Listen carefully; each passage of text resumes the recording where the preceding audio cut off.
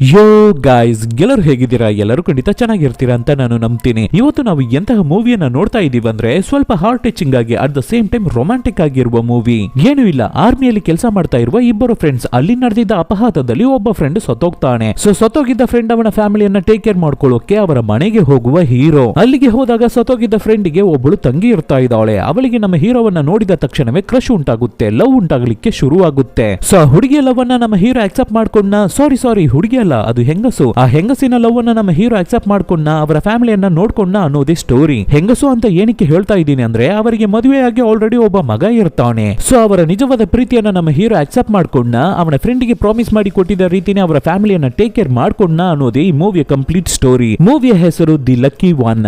ನೋಡೋಕು ಮುಂಚೆ ಸಬ್ಸ್ಕ್ರೈಬ್ ಮಾಡದೇ ಇರೋರು ಸಬ್ಸ್ಕ್ರೈಬ್ ಮಾಡ್ಕೊಳ್ಳಿ, ಮರ್ಯಾದೆ ಬೆಲ್ ಐಕಾನ್ ಪ್ರೆಸ್ ಮಾಡಿ. ನೀವು ಮಾಡುವ ಸಬ್ಸ್ಕ್ರಿಪ್ಷನ್, ಶೇರ್, ಲೈಕ್, ಕಮೆಂಟ್ಸ್ ನಮಗೆ ಮೋಟಿವೇಶನಲ್ ಆಗಿರುತ್ತೆ. ಫಾಲೋ ಮಾಡದೇ ಇರೋರು ಫಾಲೋ ಮಾಡ್ಕೊಳ್ಳಿ. ಸರಿ, ಓಕೆ, ಇವಾಗ ಕತೆ ಒಳಗಡೆ ಹೋಗೋಣ.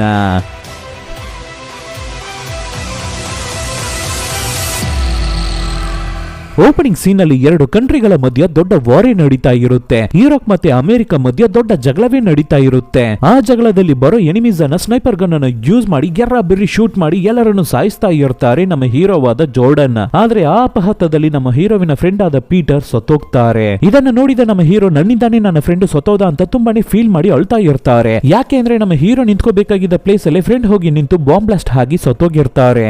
ಫ್ರೆಂಡ್ ಹತ್ರ ಹೋಗಿ ಸತ್ತೋಗಿರುವ ಫ್ರೆಂಡ್ ಅನ್ನ ತಪ್ಪಿಕೊಂಡು ಅಳ್ತಾ ಇರ್ಬೇಕಾದ್ರೆ ಅವರ ಪಾಕೆಟ್ ಇಂದ ಒಂದು ಹುಡುಗಿಯ ಫೋಟೋ ನಮ್ಮ ಹೀರೋವನ ಕೈಗೆ ಸಿಗುತ್ತೆ. ಆ ಫೋಟೋದಲ್ಲಿ ಇರುವ ಹುಡುಗಿ ಸತ್ತೋಗಿದ್ದ ಫ್ರೆಂಡ್ ಅವರ ತಂಗಿ ಅನ್ಸುತ್ತೆ. ಆ ಫೋಟೋವನ್ನ ನಮ್ಮ ಹೀರೋ ನೋಡ್ತಾನೆ ಇರ್ಬೇಕಾದ್ರೆ ಸಡನ್ ಆಗಿ ಒಂದು ಬಾಂಬ್ ಬ್ಲಾಸ್ಟ್ ಆಗುತ್ತೆ. ಅದರಲ್ಲಿ ನಮ್ಮ ಹೀರೋಗೆ ಗೇಟ್ ಆಗಿ ಅನ್ಕಾನ್ಶಿಯಸ್ ಆಗಿ ಬಿಡ್ತಾರೆ.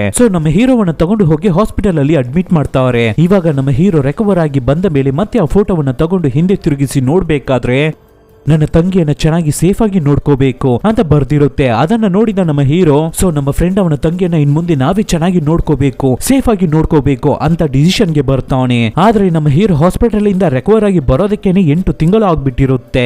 8 ತಿಂಗಳ ನಂತರ ಫ್ರೆಂಡ್ ಅವನ ತಂಗಿಯನ್ನ ನೋಡೋಕು ಮುಂಚೆ ನಮ್ಮ ಹೀರೋ ಅವನ ಅಕ್ಕನ ಮನೆಗೆ ಹೋಗ್ತಾನೆ. ಆದ್ರೆ ಅಲ್ಲಿಗೆ ಹೋಗಿದಾಗ ಅವನ ಅಕ್ಕನ ಮಕ್ಕಳು ನಮ್ಮ ಹೀರೋವನ್ನ ಕೇರೆ ಮಾಡ್ಲಿಲ್ಲ, ಮರ್ಯಾದೆನೇ ಕೊಡಲ್ಲ. ಏನಕ್ಕಾಗಿ ನಾವು ಇಲ್ಲಿಗೆ ಬಂದಿರ್ಲೇಬಾರ್ದಾಗಿತ್ತು ಅಂತ ಫೀಲ್ ಮಾಡ್ತಾ ಇರ್ತಾರೆ. ನೆಕ್ಸ್ಟ್ ದಿನ ಬೆಳಗ್ಗೆ ನಮ್ಮ ಹೀರೋ ಮಳಗಿ ನಿದ್ದೆ ಮಾಡ್ತಾ ಇರ್ಬೇಕಾದ್ರೆ ಆವಾಗ ಅಕ್ಕನ ಮಕ್ಕಳು ಬಂದು ಸದ್ದು ಮಾಡಿ ನಮ್ಮ ಹೀರೋವನ್ನ ಎಬ್ಬಿಸ್ತಾರೆ. ನಮ್ಮ ಹೀರೋನು ಎನಿಮೀಸೆ ಬಂದ್ಬಿಟ್ಟಿರ್ತಾರೆ ಅಂತ ಅನ್ಕೊಂಡು ಆ ಹುಡುಗರ ಕತ್ತನೆ ಹಿಡ್ಕೊಂಡು ಅಮುಕ್ತಾ ಇರ್ತಾನೆ. ಆ ಹುಡುಗ ಗಾಬರಿಯಲ್ಲಿ ಹುಚ್ಚನೆ ಹೋಗ್ಬಿಟ್ಟಿರ್ತಾನೆ. ಈ ಸದ್ದನ್ನ ಕೇಳಿ ಆ ಜಾಗಕ್ಕೆ ಓಡಿ ಬಂದ ಅಕ್ಕ ಅಲ್ಲಿ ನಡೀತಾ ಇರುವ ವಿಷಯವನ್ನ ನೋಡಿ ನಡ್ಗೋಗ್ಬಿಡ್ತಾರೆ. ವಾರಲ್ಲಿ ನಡೆದಿದ್ದ ಜಗಳದಲ್ಲಿ ನಮ್ಮ ಹೀರೋವನ ಮೈಂಡ್ ಅಪ್ಸೆಟ್ ಆಗಿರುತ್ತೆ. ಆದ್ರಿಂದ ಡಲ್ ಆಗೇ ಇರ್ತಾನೆ. ಆ ಇನ್ಸಿಡೆಂಟ್ ಅನ್ನ ಅವನ ಕೈಯಲ್ಲಿ ಮರೆಯೋಕೆನೆ ಆಗ್ತಾ ಇಲ್ಲ. ಆದ್ರಿಂದ ಅದನ್ನ ಬಿಟ್ಟು ಹೊರಗಡೆ ಬರೋಕೆನೆ ಆಗ್ತಾ ಇಲ್ಲ. ಆ ಫ್ರೆಂಡ್ ಅವನ ತಂಗಿಯ ಫೋಟೋದಲ್ಲಿ ಟವರ್ ಒಂದು ಇರ್ತಾ ಇದೆ. ಆದ್ರಿಂದ ಗೂಗಲ್ ಅಲ್ಲಿ ಟವರ್ ಗಳ ಬಗ್ಗೆ ಸರ್ಚ್ ಮಾಡಿ ಆ ಟವರ್ ಇರುವ ಲೊಕೇಶನ್ ಅನ್ನ ಕರೆಕ್ಟ್ ಆಗಿ ಕಂಡಿಡಿದು ಆ ಊರಿಗೆ ಹೊರಡ್ತಾನೆ ನಮ್ಮ ಹೀರೋ. ಇನ್ ಮುಂದೆ ನಿನ್ನನ್ನ ಡಿಸ್ಟರ್ಬ್ ಮಾಡೋದಕ್ಕೆ ನನಗೆ ಇಷ್ಟ ಇಲ್ಲ ಅಕ್ಕ ಅಂತ ಅವನ ಅಕ್ಕನಿಗೆ ವಿಡಿಯೋ ಕಾಲ್ ಅನ್ನ ಮಾಡಿ ಹೇಳ್ಬಿಟ್ಟು ಅಲ್ಲಿಂದ ಹೋಗ್ಬಿಡ್ತಾನೆ ಹೀರೋ. ಇದನ್ನ ನೋಡಿದ ಅಕ್ಕನು ತುಂಬಾನೇ ಅವರ ತಮ್ಮನ ಬಗ್ಗೆ ಯೋಚನೆ ಮಾಡಿ ಫೀಲ್ ಮಾಡ್ತಾ ಇರ್ತಾರೆ. ಹೌದು, ತಮ್ಮ ಮನೆಯಲ್ಲಿ ಇರ್ಬೇಕಾದ್ರೆ ಅವನ ಬಗ್ಗೆ ಸರಿಯಾಗಿ ಯೋಚನೆ ಕೂಡ ಮಾಡಿರ್ಲಿಲ್ಲ, ಅವನ ಬಗ್ಗೆ ಕೇರೆ ಇರ್ಲಿಲ್ಲ ಅಕ್ಕನಿಗೆ. ಆದ್ರೆ ಇವಾಗ ಹೀರೋ ಮನೆಯಿಂದ ಹೋದ ಮೇಲೆ ಅವನ ಬಗ್ಗೆ ಯೋಚನೆ ಮಾಡಿ ಫೀಲ್ ಮಾಡ್ತಾ ಇದ್ದಾರೆ. ನಮ್ಮ ಹೀರೋನು ಅದೇ ತರ ಟ್ರಾವೆಲ್ ಮಾಡಿ ಹೋಗ್ತಾ ಇರ್ತಾನೆ. ಅವನ ಜೊತೆಗೆ ಒಂದು ನಾಯಿ ಕೂಡ ಟ್ರಾವೆಲ್ ಮಾಡ್ತಾ ಇರುತ್ತೆ. ಅದನ್ನು ಜೊತೆಗೇನೆ ಕರ್ಕೊಂಡು ಹೋಗ್ತಾ ಇರ್ತಾನೆ ಹೀರೋ. ಕೊನೆಯದಾಗಿ ಆ ಟವರ್ ಬಿಲ್ಡಿಂಗ್ ಇರುವ ಊರಿಗೆ ಬಂದು ತಲುಪ್ತಾನೆ ನಮ್ಮ ಹೀರೋ. ಆ ಟವರ್ ಅನ್ನ ಕಂಡಿಡಿದು ಬಿಟ್ಟ. ಆ ಊರಲ್ಲಿ ಒಂದು ಸೌಂದರ್ಯವಾದ ಮನೆ ಇರ್ತಾ ಇದೆ. ಆ ಮನೆಗೆ ಹೋಗ್ತಾನೆ ನಮ್ಮ ಹೀರೋ. ಆ ಮನೆಯಲ್ಲಿ ನಮ್ಮ ಹೀರೋ ಯಾರನ್ನ ಹುಡುಕಿ ಬಂದಿದ್ದಾರೋ ಸತ್ತೋಗಿದ ಫ್ರೆಂಡ್ ಅವರ ತಂಗಿ ಇರ್ತಾ ಇರೋದು. ಅವರು ಹೊರಗಡೆ ಬರ್ತಾರೆ. ಇವರ ಹೆಸರು ಬೆತ್ತಿ. ಇವರಿಗೆ ಒಂದು ಮಗು ಕೂಡ ಇರ್ತಾ ಇದೆ. ಇವರ ಹಸ್ಬೆಂಡ್ ಒಬ್ಬರು ಪೊಲೀಸ್ ಆಫೀಸರ್, ಆದರೆ ಸರಿಯಾದ ಸೈಕೋ. ಅವಳ ಸೌಂದರ್ಯವನ್ನ ನೋಡಿ ಶಾಕ್ ಆಗಿದ್ದ ನಮ್ಮ ಹೀರೋ ಅವಳ ಹತ್ರ ಅವನು ಯಾರೋ ಅನ್ನೋ ವಿಷಯವನ್ನೇ ಹೇಳದೆ ಹಾಗೆ ಸೈಲೆಂಟ್ ಆಗಿ ನಿಂತಿರ್ತಾನೆ. ಆವಾಗ ಹೀರೋಯಿನ್ ನೀವು ಇಲ್ಲಿಗೆ ಕೆಲಸಕ್ಕೆ ತಾನೇ ಬಂದಿದ್ದೀರಾ ಅಂತ ಕೇಳ್ಬೇಕಾದ್ರೆ ಆವಾಗ ಹೀರೋನು ಬೇರೆ ದಾರಿ ಇಲ್ಲದೆ ಹೌದು ನಾನು ನಿಮ್ಮ ಮನೆ ಕೆಲಸಕ್ಕೇನೆ ಬಂದಿದ್ದೀನಿ ಅಂತ ಹೇಳ್ತಾನೆ. ಬನ್ನಿ ನಮ್ಮ ಮನೆಯಲ್ಲಿ ತುಂಬಾನೇ ಕೆಲಸ ಇರ್ತಾ ಇದೆ, ನಿಮ್ಮಂತ ಒಬ್ಬ ಕೆಲಸಗಾರನನ್ನೇ ನಾನು ಹುಡುಕ್ತಾ ಇದ್ದೆ ಅಂತ ಹೇಳಿ ನಮ್ಮ ಹೀರೋವನ್ನ ಅವರ ಮನೆ ಒಳಗಡೆ ಕರ್ಕೊಂಡು ಹೋಗ್ತಾಳೆ. ನಿಮ್ಮ ಕೆಲಸ ಏನು ಅಂದ್ರೆ ನಮ್ಮ ಮನೆಯಲ್ಲಿ ಇರುವ ನಾಯಿ ಮರಿಗೆ ಸ್ನಾನ ಮಾಡಿ ಕುಡಿಸ್ಬೇಕು, ಫಾರ್ಮ್ ಹೌಸ್ ಅನ್ನ ಕ್ಲೀನ್ ಮಾಡಿ ಇಟ್ಕೋಬೇಕು, ನನ್ನ ಕಾರಿಗೆ ಡ್ರೈವರ್ ಆಗೂ ಇರಬೇಕು, ಕ್ಲೀನರ್ ಆಗೂ ಇರಬೇಕು ಅಂತ ಹೇಳ್ಬೇಕಾದ್ರೆ ಅದಕ್ಕೆ ಹೀರೋನು ಸರಿ ಆಯ್ತು ಅಂತ ಹೇಳ್ತಾನೆ. ಅದಕ್ಕೆ ಹೀರೋಯಿನ್ ಸರಿ ಓಕೆ ನೀವು ಇಲ್ಲಿ ಕೆಲಸ ಮಾಡೋದಕ್ಕೆ ಒಪ್ಕೊಂಡಿದ್ದೀರಾ, ನಿಮ್ಮ ಐಡಿ ಪ್ರೂಫ್ ಅನ್ನ ಕೊಡಿ ಚೆಕ್ ಮಾಡಬೇಕು ಅಂತ ಕೇಳ್ಬೇಕಾದ್ರೆ ಅದಕ್ಕೆ ನಮ್ಮ ಹೀರೋ ನಾನು ಒಬ್ಬ ಆರ್ಮಿ ಮ್ಯಾನ್ ಅಂತ ಹೇಳ್ತಾನೆ. ಆರ್ಮಿ ಮ್ಯಾನ್ ಅಂತ ಗೊತ್ತಾಗಿದ್ದ ತಕ್ಷಣ ಹೀರೋಯಿನ್ ತುಂಬಾನೇ ಶಾಕ್ ಆಗಿ ಬಿಟ್ಟು ಏನೋ ನೀವು ಆರ್ಮಿ ಮ್ಯಾನ್ ಅಂತ ಹೊರಗಡೆ ಓಡಿ ಬಂದು ಅವರ ಅಜ್ಜಿ ಹತ್ರ ಹೋಗಿ ಅಜ್ಜಿ ಮನೆಗೆ ಈ ರೀತಿ ಒಬ್ಬರು ಕೆಲಸಕ್ಕೆ ಬಂದಿದ್ದಾರೆ, ಅವರು ಆರ್ಮಿ ಮ್ಯಾನ್ ಅಂತೆ, ಅವರ ಮೇಲೆ ನನಗೆ ಡೌಟ್ ಆಗಿರ್ತಾ ಇದೆ, ಅವನನ್ನ ಕೆಲಸಕ್ಕೆ ತಗೊಳ್ಳೋನ್ವಾ ಬೇಡ್ವಾ ಅಂತ ಹೇಳ್ತಾಳೆ ಹೀರೋಯಿನ್. ಇದನ್ನ ಕೇಳಿದ ತಕ್ಷಣ ಅಜ್ಜಿ ನಮ್ಮ ಹೀರೋ ಹತ್ರ ಬಂದು ಏನಪ್ಪ ತಮ್ಮ ನೀನು ಒಬ್ಬ ಆರ್ಮಿ ಮ್ಯಾನ್ ಅಂತ ಹೇಳ್ತಾ ಇದೀಯಾ, ಹಾಗಾದ್ರೆ ನಿನ್ನನ್ನು ಹುಡುಕಿ ಟೆರರಿಸ್ಟ್ ಎಲ್ಲ ಇಲ್ಲಿಗೆ ಬರಲ್ವಾ ನಮಗೆ ಏನು ಅಪಾಯ ಇರಲ್ಲ ತಾನೆ ಅಂತ ಅಜ್ಜಿ ಕೇಳ್ಬೇಕಾದ್ರೆ ಅದಕ್ಕೆ ಹೀರೋ, ಇಲ್ಲ ಅಜ್ಜಿ, ಆ ರೀತಿ ನನ್ನನ್ನ ಹುಡುಕಿ ಯಾರೂ ಬರಲ್ಲ, ನೀವು ಏನಕ್ಕೂ ಹೆದರ್ಕೋಬೇಡಿ, ಅದಕ್ಕೆ ನಾನು ಗ್ಯಾರಂಟಿ ಅಂತ ಕಾನ್ಫಿಡೆಂಟ್ ಆಗಿ ಹೇಳ್ಬೇಕಾದ್ರೆ ಅದನ್ನ ನಂಬಿ ಅಜ್ಜಿನೂ ನಮ್ಮ ಹೀರೋಗೆ ಅವರ ಮನೆಯಲ್ಲಿ ಕೆಲಸವನ್ನ ಕೊಡ್ತಾರೆ. ನಮ್ಮ ಹೀರೋನ ಕೆಲಸಕ್ಕೆ ಜಾಯ್ನ್ ಆಗಿ ಅವರ ಫಾರ್ಮ್ ಹೌಸ್ ಅನ್ನ ಕ್ಲೀನ್ ಮಾಡ್ತಾ ಇರ್ತಾರೆ. ಡಾಗಿಗೆ ಸ್ನಾನ ಮಾಡಿಕೊಟ್ಟು ವಾಕಿಂಗ್ ಎಲ್ಲ ಕರ್ಕೊಂಡು ಹೋಗ್ತಾ ಇರ್ತಾರೆ. ಕಂಪ್ಲೀಟ್ ಆಗಿ ಅವರ ಮನೆಗೆ ಒಬ್ಬ ಕೆಲಸಗಾರನಾಗಿ ಚೇಂಜ್ ಆಗ್ಬಿಟ್ಟ ನಮ್ಮ ಹೀರೋ. ಒಂದು ದಿನ ಬೆಳಗ್ಗೆ ನಮ್ಮ ಹೀರೋಯಿನ್ ಅರ್ಧಂಬರ್ಧ ಡ್ರೆಸ್ ಅನ್ನ ಹಾಕೊಂಡು ಅವರ ಮನೆ ನಾಯಿ ಮರಿ ಎಲ್ಲವನ್ನು ಕರ್ಕೊಂಡು ಜಾಗಿಂಗ್ ಹೋಗ್ತಾ ಇರ್ತಾರೆ. ಆವಾಗ ನಮ್ಮ ಹೀರೋಯಿನ್ ಅವರ ಸೈಕೋ ಗಂಡ ಮನೆಗೆ ಬರ್ತಾನೆ. ಅವನು ನೋಡೋದಕ್ಕೇನೆ ಪೊಲೀಸು, ಆದ್ರೆ ಪಕ್ಕಾ ಕ್ರಿಮಿನಲ್. ಆ ರೀತಿ ಮನೆಗೆ ಬಂದವನು ನಮ್ಮ ಹೀರೋವನ್ನ ನೋಡ್ಬಿಡ್ತಾನೆ. ಆ ರೀತಿ ನೋಡಿದ ತಕ್ಷಣ, ಲೋ ಯಾರೋ ನೀನು, ಎಲ್ಲಿಂದ ಬಂದಿದೀಯಾ, ಹೆಂಗಸರಿರುವ ಮನೆಯಲ್ಲಿ ನೀನು ಏನನ್ನ ಮಾಡ್ತಾ ಇದೀಯಾ ಅಂತ ಕೇಳ್ಬೇಕಾದ್ರೆ, ನಾನು ಇಲ್ಲಿ ಹೊಸದಾಗಿ ಕೆಲಸಕ್ಕೆ ಜಾಯ್ನ್ ಆಗಿದ್ದೀನಿ, ಫಾರ್ಮ್ ಹೌಸ್ ಅನ್ನು ಕ್ಲೀನ್ ಮಾಡೋದು, ಡಾಗಿಗೆ ಸ್ನಾನ ಮಾಡಿ ಕೊಡೋದು ಎಲ್ಲ ಕೆಲಸವನ್ನು ನಾನೇ ಮಾಡ್ತಾ ಇದ್ದೀನಿ ಅಂತ ಹೇಳ್ಬೇಕಾದ್ರೆ ವಿಲನ್ ಪೊಲೀಸ್, ಹೌದಾ, ಇದ್ರ ಬಗ್ಗೆ ನನ್ನ ಹೆಂಡತಿ ನನ್ನ ಹತ್ರ ಏನನ್ನು ಹೇಳಿಲ್ವಲ್ಲ, ನಿನ್ನನ್ನು ನೋಡಿದ್ರೇನೆ ಡೌಟ್ ಆಗ್ತಾ ಇದೆಯಲ್ಲ, ಸ್ವಲ್ಪ ಹಿಂದೆ ತಿರುಗಿ ನಿಂತ್ಕೋ ಅಂತ ನಮ್ಮ ಹೀರೋವನ್ನ ತಿರುಗಿಸಿ ನಿಲ್ಲಿಸ್ಬಿಟ್ಟು ಅವನನ್ನ ಕಂಪ್ಲೀಟ್ ಆಗಿ ಚೆಕ್ ಮಾಡಿ ನೋಡ್ತಾನೆ ಪೊಲೀಸ್. ಆವಾಗ ನಮ್ಮ ಹೀರೋ ಒಬ್ಬ ಆರ್ಮಿ ಮ್ಯಾನ್ ಅನ್ನೋ ವಿಷಯ ಅವನಿಗೆ ಗೊತ್ತಾಗ್ಲಿಕ್ಕೆ ಬರುತ್ತೆ. ಓ, ನೀನು ಆರ್ಮಿ ಮ್ಯಾನ, ಅದಕ್ಕಾಗಿ ತುಂಬಾ ಸ್ಟಿಫ್ ಆಗಿ ನಿಂತಿದ್ಯಾ, ಮರ್ಯಾದೆಯಾಗಿ ಮನೆ ಕೆಲಸವನ್ನ ಮಾತ್ರ ಮಾಡ್ತಾ ಇರ್ಬೇಕು ಆಯ್ತಾ ಅಂತ ನಮ್ಮ ಹೀರೋಗೆ ವಾರ್ನಿಂಗ್ ಅನ್ನು ಕೊಟ್ಬಿಟ್ಟು ಹೋಗ್ತಾನೆ ಪೊಲೀಸ್. ನಮ್ಮ ಹೀರೋನು ಸತ್ತೋಗಿದ್ದ ಅವನ ಫ್ರೆಂಡಿಗಾಗಿ ಎಲ್ಲವನ್ನು ತಡ್ಕೊಂಡು ಅಲ್ಲಿ ಕಚ್ಕೊಂಡು ಆ ಜಾಗದಲ್ಲಿ ಇರ್ತಾನೆ. ನೆಕ್ಸ್ಟ್ ದಿನ ನಮ್ಮ ಹೀರೋಯಿನ್ ಅವರ ಮಗನು ಒಂದು ಪಾರ್ಟಿಗೆ ಹೊರಡ್ತಾರೆ. ಆ ಪಾರ್ಟಿಗೆ ಹೋಗಿ ಅಲ್ಲಿ ಎಂಜಾಯ್ ಮಾಡ್ತಾ ಇರ್ಬೇಕಾದ್ರೆ ಅಲ್ಲಿಗೆ ಆ ಸೈಕೋ ಗಂಡ ಬರ್ತಾನೆ. ಅವನು ನಮ್ಮ ಹೀರೋಯಿನ್ ಅನ್ನ ಹಿಡಿದು, ಕೆಲಸಗಾರನಾಗಿ ಒಬ್ಬನನ್ನ ಮಡಿಕೊಂಡಿದೆಯಲ್ಲ, ಹೇಗಿದ್ದಾನೆ ನಿನ್ನ ಬಾಯ್ ಫ್ರೆಂಡ್ ಅನ್ನೋ ರೀತಿ ಕೇಳ್ತಾವನೆ. ಇದನ್ನ ಕೇಳಿ ಟೆನ್ಷನ್ ಆದ ಹೀರೋಯಿನ್, ನಾನೇನು ಅವನನ್ನ ಕೆಲಸಕ್ಕೆ ಸೇರಿಸಲಿಲ್ಲ, ಅವನಿಗೂ ನನಗೂ ಯಾವುದೇ ತರ ಸಂಬಂಧನೂ ಇಲ್ಲ, ಈ ರೀತಿಯೆಲ್ಲ ನೀವು ಮಾತಾಡಬೇಡಿ ಅಂತ ಅವನ ಜೊತೆ ಜಗಳ ಮಾಡಬೇಕಾದ್ರೆ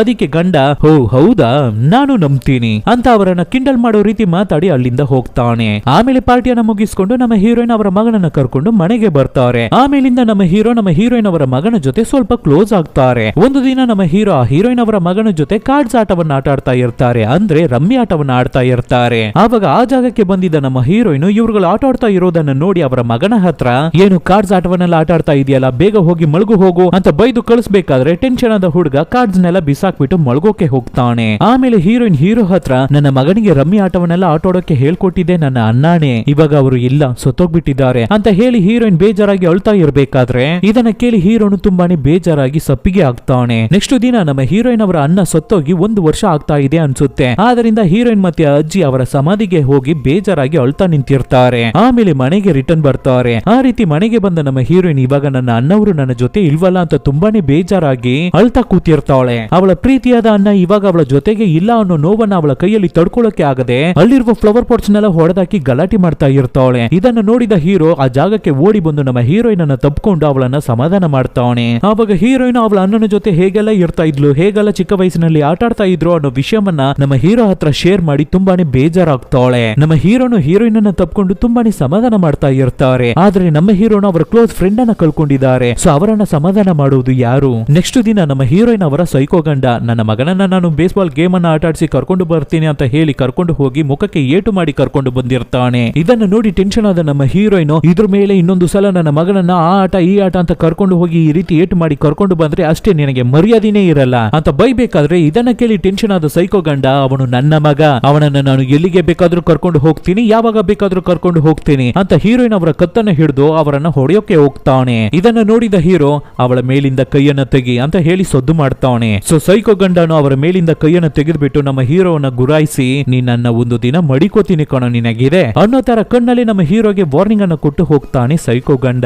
ಆಮೇಲೆ ಹೀರೋಯಿನ್ ಹತ್ರ ಬಂದು, ನಿಮಗೆ ಅವನನ್ನ ಇಷ್ಟ ಆಗ್ಲಿಲ್ಲ ಅಂದ್ರೆ ಅವರಿಗೆ ಡಿವೋರ್ಸ್ ಅನ್ನು ಕೊಟ್ಬಿಡೋದು ತಾನೆ ಅಂತ ಹೇಳ್ಬೇಕಾದ್ರೆ ಅದಕ್ಕೆ ಹೀರೋಯಿನ್, ನಾನು ಅವನಿಗೆ ಡಿವೋರ್ಸ್ ಅನ್ನು ಕೊಟ್ಬಿಟ್ರೆ ನನ್ನ ಮಗ ನನ್ನನ್ನ ಬಿಟ್ಟು ದೂರ ಆಗ್ಬಿಡ್ತಾನೆ, ನನಗೆ ಯಾವಾಗ್ಲೂ ನನ್ನ ಮಗನೇ ಇಂಪಾರ್ಟೆಂಟ್, ಸೊ ನನ್ನ ಮಗ ಯಾವಾಗ್ಲೂ ನನ್ನ ಜೊತೆನೇ ಇರ್ಬೇಕು ಅಂತ ಹೇಳ್ತಾ ಇರ್ತಾಳೆ. ಆಮೇಲಿಂದ ಹೀರೋ ನಮ್ಮ ಹೀರೋಯಿನ್ ಹತ್ರ ತುಂಬಾನೇ ಪ್ರೀತಿಯಿಂದ ಮಾತಾಡ್ತಾ ಇರ್ತಾನೆ, ಅವರನ್ನ ತುಂಬಾನೇ ಚೆನ್ನಾಗಿ ಸೇಫ್ ಆಗಿ ನೋಡ್ಕೋತಾ ಇರ್ತಾನೆ. ಆದ್ರಿಂದ ಹೀರೋಯಿನ್ಗೆ ಹೀರೋ ಮೇಲೆ ಕ್ರಶ್ ಉಂಟಾಗೋದಕ್ಕೆ ಶುರುವಾಗುತ್ತೆ. ಹಾಗೆ ದಿನಗಳು ಕಳೆಯುತ್ತೆ. ಒಂದು ದಿನ ಹೀರೋಯಿನ್ ಅಜ್ಜಿ ಹತ್ರ ಓಡಿ ಬಂದು, ನಾನು ನಮ್ಮ ಮನೆ ಕೆಲಸಗಾರನು ಹೊರಗಡೆ ಡಿನ್ನರ್ಗೆ ಹೋಗ್ತಾ ಇದೀವಿ, ಆದ್ರೆ ಅಜ್ಜಿ ಇದು ಡೇಟಿಂಗ್ ಇಲ್ಲ, ನಾವೇನು ಡೇಟಿಂಗ್ ಹೋಗ್ತಾ ಇಲ್ಲ ಅಂತ ಹೇಳ್ಬಿಟ್ಟು ಹೋಗ್ತಾಳೆ. ಆದ್ರೆ ಅಜ್ಜಿ ಇದನ್ನ ನಂಬಲ್ಲ. ಅದೇ ತರ ರಾತ್ರಿ ಡಿನ್ನರ್ಗೆ ಹೋಗಿ ಆ ಜಾಗದಲ್ಲಿ ಕೂತು ಸಿಕ್ಕಾಪಟ್ಟೆ ಎಣ್ಣೆ ಹೊಡಿತಾರೆ. ಆವಾಗ ಹೀರೋಯಿನ್ ಅವಳ ಲೈಫ್ ಹಿಸ್ಟ್ರಿ ಬಗ್ಗೆ ನಮ್ಮ ಹೀರೋ ಹತ್ರ ಎಕ್ಸ್ಪ್ಲೈನ್ ಮಾಡ್ತಾಳೆ. ನಮ್ಮ ಹೀರೋನು ಎಲ್ಲವನ್ನು ಸರಿ ಸರಿ ಅಂತ ಕೇಳಿಸ್ಕೊತಾ ಇರ್ತಾನೆ. ಡಿನ್ನರ್ ಮುಗ್ದಾದ ಮೇಲೆ ಹೀರೋಯಿನ್ ಅನ್ನು ನೋಡಿದ್ರೆ ಫುಲ್ ಆಗಿ ನಿಶೆಯಲ್ಲಿ ಇರ್ತಾ ಇದ್ದಾಳೆ. ಆದ್ರಿಂದ ಹೀರೋ ಅವಳ ಹತ್ರ, ನಿನ್ನ ಕೈಯಲ್ಲಿ ಕಾರನ್ನ ಡ್ರೈವ್ ಮಾಡೋಕೆ ಆಗುತ್ತಾ ಅಂತ ಕೇಳ್ಬೇಕಾದ್ರೆ, ನನ್ನ ಕೈಯಲ್ಲಿ ಆಗುತ್ತೆ ಅಂತ ಹೀರೋಯಿನ್ ಹೇಳ್ತಾ ಇರ್ತಾಳೆ.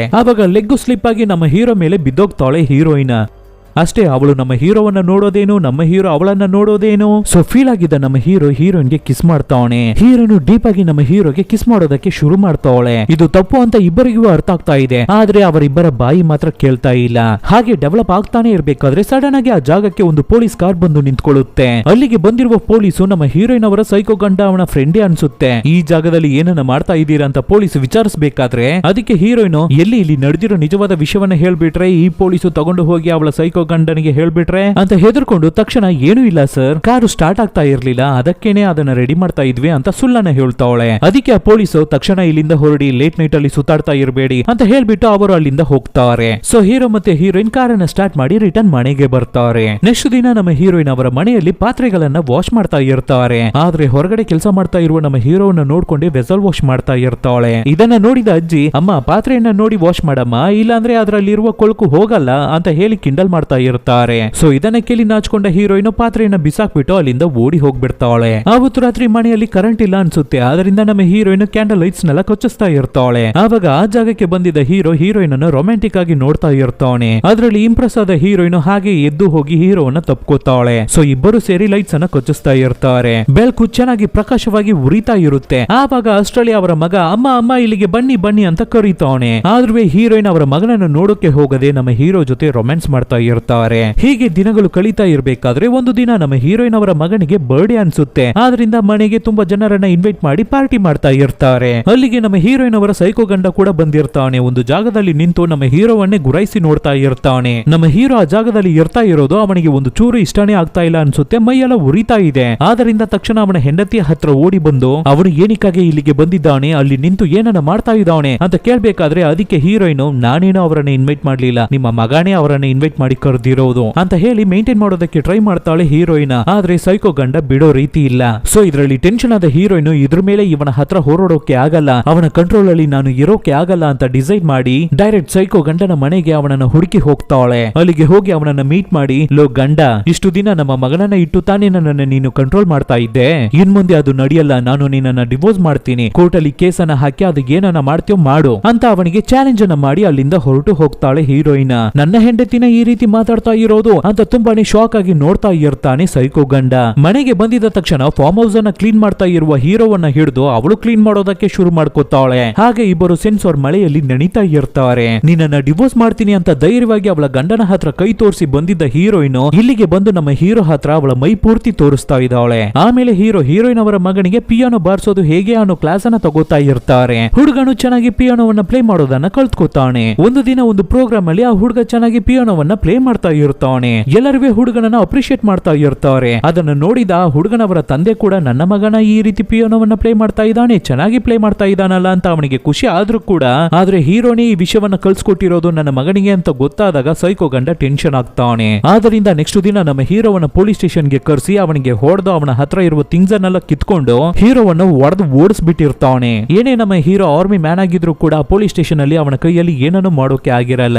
ಆಮೇಲೆ ಪೊಲೀಸು ಅವತ್ತು ರಾತ್ರಿನೇ ಹೀರೋಯಿನ್ ಅವರ ಮನೆಗೆ ಬರ್ತಾನೆ. ನಮ್ಮ ಹೀರೋಯಿನ್ ಅವರ ಟವರ್ ಫೋಟೋವನ್ನ ಅವರಿಗೆ ತೋರಿಸ್ತಾನೆ. ಇದನ್ನು ನೋಡಿದ ಹೀರೋಯಿನ್ ಶಾಕ್ ಆಗ್ತಾರೆ. ಈ ಫೋಟೋ ನಮ್ಮ ಅಣ್ಣನವರ ಹತ್ರ ತಾನೇ ಇರ್ತಾ ಇತ್ತು, ನಿನ್ನ ಕೈಗೆ ಹೇಗೆ ಬಂತು ಅಂತ ಕೇಳ್ಬೇಕಾದ್ರೆ ಅದಕ್ಕೆ ಪೊಲೀಸು, ನೀನು ಒಬ್ಬ ಕೆಲಸಗಾರನಾಗಿ ಬಾಯ್ ಫ್ರೆಂಡ್ ಆಗಿ ಮಡಗಿದ್ಯಲ್ಲ, ಅವನ ಹತ್ರನೇ ಇರ್ತಾ ಇತ್ತು, ಅವನು ನಿನ್ನ ಅಣ್ಣನು ಒಟ್ಟಿಗೆ ಕೆಲಸ ಮಾಡಿದ್ದಾರೆ, ಮೇ ಬಿ ನಿನ್ನ ಅಣ್ಣನನ್ನ ಅವನೇನೆ ಕೊಂದಿರ್ಬೇಕು ಅಂತ ಹೇಳಿ ನಮ್ಮ ಹೀರೋಯಿನ್ ಅನ್ನ ಕನ್ಫ್ಯೂಷನ್ ಮಾಡ್ತಾನೆ. ಸೊ ನಮ್ಮ ಹೀರೋ ಬಗ್ಗೆ ಅದು ಇದು ಅಂತ ಏನೇನು ಹೇಳಿ ಹೀರೋಯಿನ್ ಅನ್ನ ಕನ್ಫ್ಯೂಷನ್ ಮಾಡಿಬಿಟ್ಟು ಅಲ್ಲಿಂದ ಹೊರಟೋಗ್ಬಿಡ್ತಾನೆ ಸೈಕೋ ಗಂಡ. ಆವಾಗ ನಮ್ಮ ಹೀರೋನು ಆ ಮನೆಗೆ ಬರ್ತಾನೆ. ಅದಕ್ಕೆ ಹೀರೋಯಿನ್ ಬಂದಿದ್ದ ಹೀರೋ ಹತ್ರ, ಈ ಫೋಟೋ ನನ್ನ ಅಣ್ಣನ ಹತ್ರ ತಾನೇ ಇತ್ತು, ನಿನ್ನ ಕೈಗೆ ಹೇಗೆ ಬಂತು, ಹಾಗಾದ್ರೆ ನನ್ನ ಹತ್ರ ಸುಳ್ಳನ್ನ ಹೇಳಿ ಇಲ್ಲಿ ಕೆಲಸಗಾರನಾಗಿ ಕೆಲಸ ಮಾಡ್ತಾ ಇದ್ದೀಯಾ ನೀನು, ಹೇಳು ಏನಕ್ಕಾಗಿ ಇಲ್ಲಿಗೆ ಬಂದಿದ್ಯಾ, ಏನಕ್ಕಾಗಿ ನನ್ನನ್ನು ಹುಡುಕಿ ಇಲ್ಲಿಗೆ ಬಂದಿದ್ಯಾ ಅಂತ ಕೇಳ್ಬೇಕಾದ್ರೆ ಅದಕ್ಕೆ ಹೀರೋ ಕೂಡ, ನಾನು ತುಂಬಾ ಸಲ ನಿನ್ನ ಹತ್ರ ನಾನು ಯಾರೋ ಅನ್ನೋದನ್ನ ಹೇಳ್ಕೊಳ್ಳೋದಕ್ಕೆ ಟ್ರೈ ಮಾಡಿದ್ದೀನಿ, ಆದ್ರೆ ನನ್ನ ಕೈಯಲ್ಲಿ ಆಗ್ಲಿಲ್ಲ, ಆದ್ರೆ ಸತ್ತೋಗಿರೋನು ನಿನ್ನ ಅಣ್ಣನಾಗಿರ್ಬೋದು, ಆದ್ರೆ ಅವನು ನನಗೆ ತುಂಬಾನೇ ಇಂಪಾರ್ಟೆಂಟ್ ಆದ ಕ್ಲೋಸ್ ಫ್ರೆಂಡ್. ವಾರ್ ಅಲ್ಲಿ ಜಗಳ ನಡೀತಾ ಇರ್ಬೇಕಾದ್ರೆ ಎಲ್ಲರೂ ಚೇಂಜ್ ಆಗಿ ನಿಲ್ತಾ ಇದ್ವಿ, ಎಫರ್ಟ್ ಅನ್ನ ಹಾಕಿ ಜಗಳ ಮಾಡ್ತಾ ಇದ್ವಿ, ಆವಾಗ ನಿಮ್ಮ ಅಣ್ಣ ನಾನು ನಿಂತ್ಕೋಬೇಕಾಗಿದ್ದ ಜಾಗದಲ್ಲಿ ಬಂದು ನಿಂತ್ಕೋಬಿಟ್ಟ,